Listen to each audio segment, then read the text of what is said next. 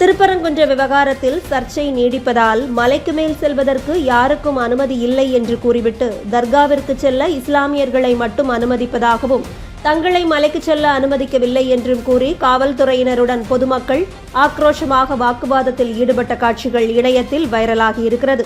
இந்த பிரச்சனையை சுமூகமாக தீர்க்க விரும்பாமல் மத பிளவுவாதத்தை உண்டாக்கி அரசியல் செய்வதற்கு திமுக முனைவதாக பலரும் கருத்து கூறி வருவதும் குறிப்பிடத்தக்கது.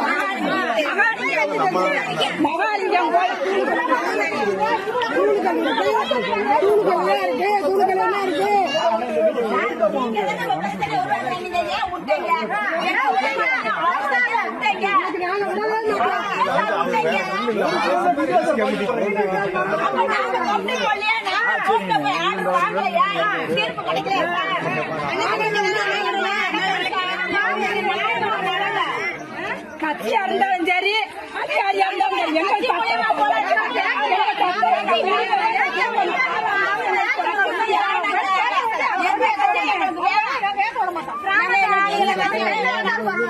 விவசாயம் பண்றவங்க கிராமத்துல இருந்து நாங்க போய் ஏற்றுறோம்.